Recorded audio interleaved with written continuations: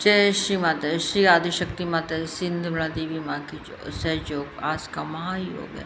सहयोग में हम श्री आदिशक्ति श्री माता जी की फोटो के सामने दीपक को जलाकर बैठते हैं, उनके सामने हाथ को खोल कर बैठते हैं, उनसे प्रार्थना करते हैं, उनसे माफ़ी मांगते हैं। हमने जो दिन भर में गलतियाँ की हैं जाने अनजाने में, वो उन सब गलतियों के लिए माँ से माफ़ी मांगते हैं, क्योंकि आदिशक्ति श्री निर्मला माता ही आदिशक्ति हैं, गुरु हैं, परमात्मा हैं और धन्वंतरी भी हैं।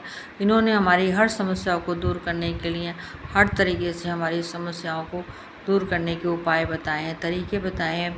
श्री आदिशक्ति श्री निर्मला माता जी ने हमको बताया कि हमारे शरीर के अंदर 3 नाड़ियाँ हैं, बाएं नाड़ी, दाएं नाड़ी और मध्य नाड़ी। इन्हीं नाड़ियों पे 7 चक्र हैं, मूलाधार चक्र, स्वादिष्ठान चक्र, नाभि चक्र, हृदय चक्र, विशुद्धि चक्र, आज्ञा चक्र और सहस्त्रार चक्र, तालु भाग। ये 7 चक्र हमारे तीनों नाड़ियों पर हैं। इन्हीं नाड़ियों के और चक्रों के खराब होने से हमारे बीमारियां पैदा होती हैं, हमारी परेशानियां पैदा होती हैं, हमारे घर में नेगेटिविटी आती है और बाधाएं आती हैं। तो इन्हीं को जो माँ ने बताया उसी हिसाब से हम माँ के हिसाब से चलते हैं, उनके अपने चक्रों को शुद्ध करते हैं, नाड़ियों को शुद्ध करते हैं, तो हमारी सारी बाधाएं, सारी परेशानियां दूर हो जाती हैं। माँ ने हमको आयुर्वेद के रूप में भी बताया है कि माँ ने आज हमको तुलसी के गुण बताए कि तुलसी से हम अपनी बीमारी का कैसे इलाज कर सकते हैं। तुलसी का हमारे घर में हिंदू धर्म में बहुत बड़ा महत्व है कि तुलसी को हम हर हिंदू धर्म में, हर हिंदू के घर में, हर जो भी हिंदू है उसके घर में आप तुलसी का पेड़ अवश्य देखेंगे। और सब लोग तुलसी की पूजा करते हैं और उनकी पूजा करते हैं और उनसे तुलसी को अपने घर में लगाना पसंद करते हैं, क्योंकि उससे निगेटिविटी भी दूर होती है और वो हमारी दवाई का भी हम उसका यूज़ करते हैं, दवाई के रूप में भी उसका यूज़ करते हैं। तुलसी का कोई जो है जल ज़रूर चढ़ाते हैं सब लोग और तुलसी को नमस्कार करते हैं। तुलसी का जो है वो हमारे बहुत काम की चीज़ है। तुलसी बहुत ही पवित्र, शुद्ध एवं फायदेमंद है। तुलसी की कभी भी बिना नहाए नहीं छूना चाहिए। तुलसी को कभी बिना नहाए नहीं छूना चाहिए और तुलसी को नहाकर ही छूना चाहिए। तुलसी के पत्ते जो हैं बीमारी में काम आते हैं। तुलसी के पत्तों को रोज़ सुबह चाय बनाएं, उसमें थोड़ी सी सफ़ेद इलायची भी डाल लें तो उसका स्वाद बहुत ही अच्छा स्वाद हो जाता है। और हम तुलसी को सर्दी खांसी में प्रयोग करते हैं, चाय पीते हैं और तुलसी के पत्तों का काढ़ा भी बनाकर प्रयोग करते हैं। तुलसी का काढ़ा बनाते समय हमें तुलसी में थोड़ी सी काली मिर्च, मुलेठी और थोड़ी सी अदरक डाल कर बनाएं और थोड़ा सा उसमें स्वादानुसार नमक मिला लें। उसको जब वो गुनगुना हो जाए तब उसको रात में सोते समय उसको पिएं और वैसे दिन में 2 बार पिएं, सुबह के टाइम और रात के टाइम सोते समय पिएं। उसके बाद पानी ना पिएं, तो उससे हमारा खांसी, जुकाम, बुखार सही हो जाता है,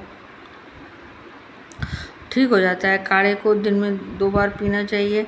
जब तुलसी सूख जाती है तो उसकी लकड़ी को फेंके नहीं। तुलसी की लकड़ी भी हमारे बहुत काम आती है। जब बहुत से लोग क्या करते हैं, तुलसी जब सूख गई तो तुलसी को जो है कि लकड़ी को नदी में सिरा देते हैं या कहीं ऐसी जगह रख देते हैं कि जहाँ पे कोई गंदी जगह ना हो। लेकिन हमको तुलसी को सड़ाना नहीं चाहिए, ना ही उसका हमें यूज़ करना चाहिए। तुलसी के लकड़ी को जो है वो धो के उसको हमें सुखा लेना चाहिए। जब वो अच्छी तरह से सूख जाए तो उसके हमें छोटे छोटे टुकड़े कर लेने चाहिए और उसको किसी चीज़ में या डिब्बे में किसी में उसको बंद करके रख लेना चाहिए। जब तुलसी नहीं होती है, तुलसी के पत्ते नहीं होते हैं, तो हम उस लकड़ी को तुलसी की जगह काम में ला सकते हैं। अगर हमें चाय बनानी है तो हम तुलसी के पत्तों को जितनी हमारी चाय है उसके हिसाब से हम उसके टुकड़े डाल सकते हैं और चाय बना सकते हैं। तो वो ही स्वाद आता है चाय में जो तुलसी के पत्तों में आता है। तुलसी की लकड़ी भी बहुत फ़ायदेमंद होती है और ये इससे भी हमारी बीमारियां दूर होती हैं। जब हमारे खांसी, जुकाम, बुखार हो रहा है तो हमको तुलसी के पत्ते की जगह अगर पत्ते नहीं हैं तो हमको उसकी लकड़ी का यूज़ करना चाहिए और हमको उसको अच्छी तरह से पकाना चाहिए। लेकिन क्योंकि जो है इसको हमें ज़्यादा पकाना चाहिए, अगर हमें आधा गिलास बनाना है, काढ़ा बनाना है, तो हमको 1 गिलास के करीब पानी रखना चाहिए और तुलसी के पत्तों को डालकर काली मिर्च, मुलेठी, अदरक और इलायची डालकर उसको पकाना चाहिए। इतना पकाना चाहिए कि जो है वो 1 गिलास पानी आधा गिलास पानी रह जाए। फिर उसको वैसे ही आप पिएं जैसे आप तुलसी के पत्तों का पीते हैं। उसको हल्का गुनगुना जब हो जाए तो आप उसमें स्वाद अनुसार नमक डाल लें और उसको आप पी के आप लेट जाएं और पानी यानी ना पिए, ना ज़्यादा हवा में रहें। और सुबह के टाइम भी आप उसको खाली पेट भी पी सकते हैं और अगर नहीं है तो आप कुछ खा के भी पी सकते हैं। उसको आप कभी भी पी सकते हैं, लेकिन उसको 2 टाइम अगर पिएं। अगर खांसी जुकाम बुखार हो रहा है तो इसको लगातार पिएं। एक दिन से फ़ायदा नहीं होगा, आप इसको लगातार पिएं जब तक खांसी है, जुकाम है या बुखार है। उसको आप ज़रूर ज़रूर ज़रूर पिएं इसको। इससे क्या होता है कि हमारी जो भी बीमारियां हैं, दवा अगर इससे आपको जल्दी फ़ायदा करना होता है चाहिए तो आप इसको आप जो है वो दवाई के साथ साथ भी आप इसको पी सकते हैं। ऐसा नहीं है कि अगर आप ये खा रहे हैं, काढ़ा पी रहे हैं, चाय पी रहे हैं तो आप दवाई ना लें, ऐसा कुछ नहीं है। और आपको क्यों ये थोड़ा सा धीरे धीरे फ़ायदा होता है, क्योंकि आयुर्वेद जो होता है बहुत धीरे धीरे फ़ायदा करता है, क्योंकि वो सब बीमारियों को जड़ से निकाल देता है। तो इसलिए उसका धीरे धीरे फ़ायदा होता है। तो अगर जल्दी फ़ायदा चाहिए तो आप दवा ले सकते हैं और इस तुलसी की चाय पी सकते हैं, तुलसी का काढ़ा पी सकते हैं और उसको आप अपने औषधि के रूप में उसको आप प्रयोग कर सकते हैं। तो हमको तुलसी से बहुत फ़ायदे हैं। जितनी आप तुलसी जो आप उसमें तुलसी के बहुत ज़्यादा फ़ायदे हैं। तुलसी जो है वो हमारे लिए बहुत फ़ायदेमंद है। तुलसी का हमें प्रयोग हमेशा करना चाहिए। और वैसे भी हमको अगर खांसी जुकाम बुखार नहीं है, अगर हम चाय बना रहे हैं तो हमको तुलसी का प्रयोग करना चाहिए। तुलसी ज़रूर डालनी चाहिए, उससे स्वाद बहुत अच्छा हो जाता है और हमारा स्वास्थ्य भी सही रहता है। उससे हमें ना खांसी आती है, ना जुकाम होता है, ना बुखार होता है। अगर हम लगातार तुलसी के पत्तों की चाय पी रहे हैं और तो हम पूरी तरह से स्वस्थ रहते हैं।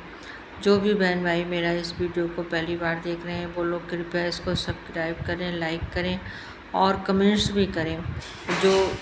जो बहन भाई मेरा वीडियो लगातार देख रहे हैं, लगातार देखते हैं, वो लोग भी कृपया मेरे वीडियो को लाइक करें, शेयर करें और कमेंट्स भी करें। सभी मेरे बहन भाइयों से यही प्रार्थना है कि सभी मेरे बहन भाई स्वस्थ रहें, सुखी रहें, खुश रहें और माँ के सामने बैठकर ध्यान अवश्य करें, चाहे 2 मिनट बैठें।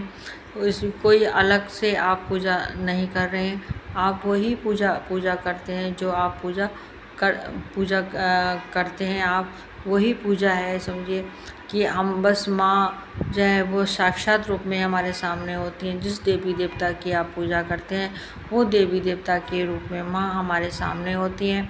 हम साक्षात उन्हीं देवी देवता की पूजा करते हैं जिसको हम दिल से मानते हैं, तो माँ उसी रूप में हमारी पूजा स्वीकार करती हैं। इसलिए कुछ भी इसको आप अलग ना लें, अलग ना समझें, क्योंकि सहयोग कोई अलग नहीं है। ये पुराने ज़माने से ये चला आया है। शास्त्रों में भी इसका जिक्र है, आत्म साक्षात्कार का जिक्र है, कुंडलिनी जागरण का जिक्र है।